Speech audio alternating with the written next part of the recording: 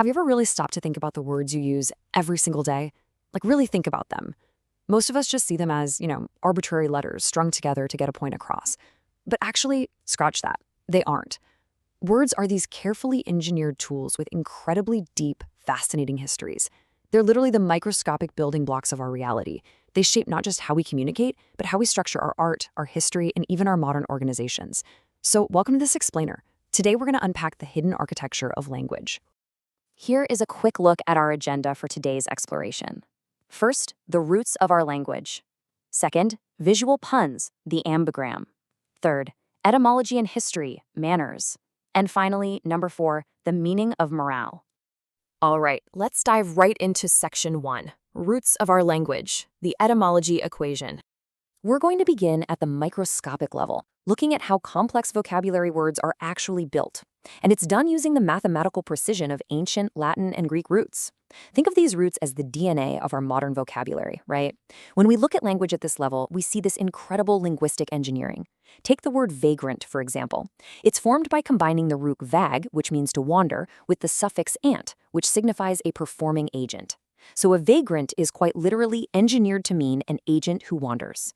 It precisely defines a person who lives by moving from place to place without a permanent home. It's not a random assortment of sounds, it's a descriptive formula.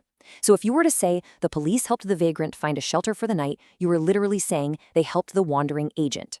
This etymology equation shows how language acts a whole lot like math. Just look at this. By adding the prefix mal for bad and the root fact for make with the suffix or for one who does, we perfectly engineer the word malefactor, which literally translates to one who makes bad things, a criminal. We can do the exact same thing with attenuate. We combine at, meaning toward, and tenu, meaning slender or thin. So to attenuate something is to reduce its force or thickness, like how water can attenuate the dyeing power of henna. Understanding these roots is a total game changer. It unlocks this massive vocabulary because you aren't just memorizing definitions anymore. You're learning the actual formulas behind the words themselves. Okay, shifting gears from the structural building blocks of language, let's explore how entire words can be visually manipulated to play tricks on our eyes and our brains. Moving right along to part 2, visual puns, the ambigram.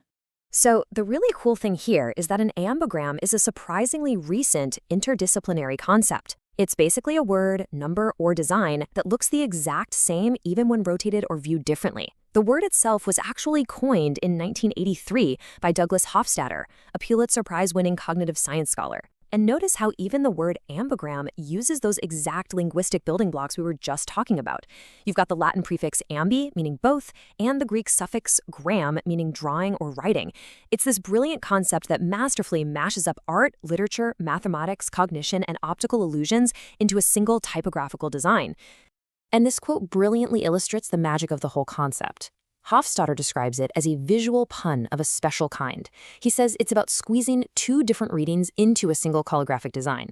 To read it, it invites you to either physically shift your point of view, like actually turning the page upside down, or to mentally click an internal switch to alter your perceptual bias and see the rival readings.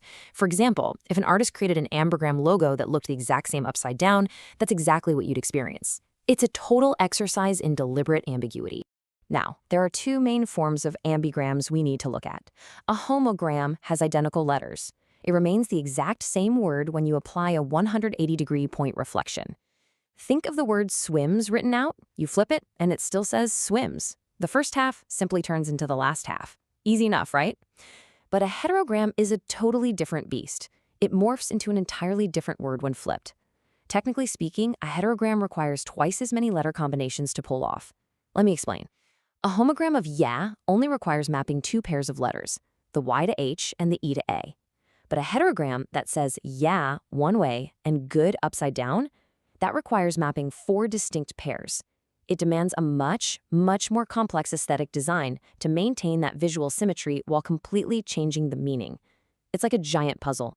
All right, section 3, etymology in history, manners. Now we're going to zoom out from those visual tricks and linguistic math and look at the physical world. We're exploring how a single Latin root evolved over time to define an entire medieval socio-economic ecosystem.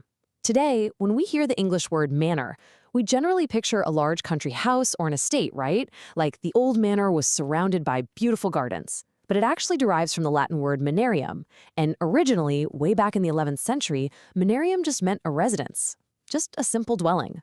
But history, much like language, doesn't stay static. Over the centuries, the physical reality of this word expanded dramatically. I mean, it evolved far beyond just a house. It became a massive territorial unit of lordship, the basic center for seigneurial estate administration. It included what was called the demesne, that's land specifically reserved for the lord's own use or farming. By the 1200s and 1300s, what started as a modest building had, at least in the case of great lords, evolved into fully fortified residences. We're talking places with moats, three-story gatehouses, defensive stone towers, and multiple agricultural buildings. The physical reality of the word grew to encompass an entire social and economic machine. And that brings us to part 4, the meaning of morale. Finally, let's look at a modern, highly abstract word. We're going to examine how the precise scientific definition of a single term can literally drive the success or failure of massive organizations today.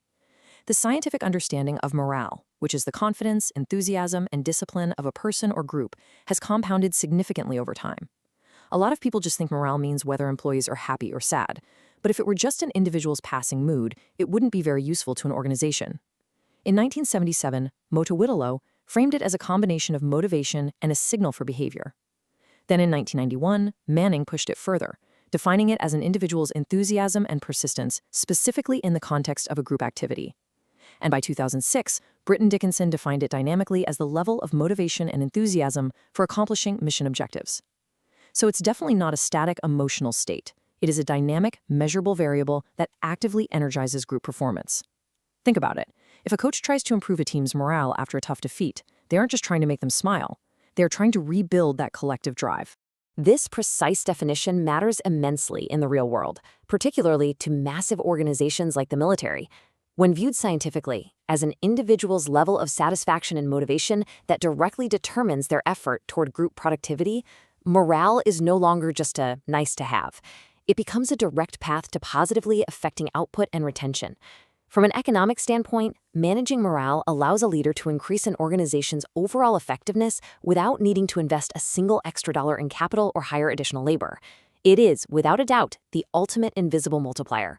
So we've traveled from the microscopic, mathematical roots of our vocabulary to the mesmerizing visual illusions of ambigrams.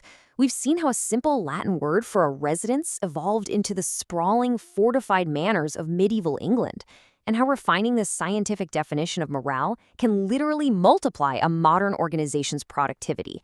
I want to leave you with this final thought for today's explainer. Language isn't just something we blindly use.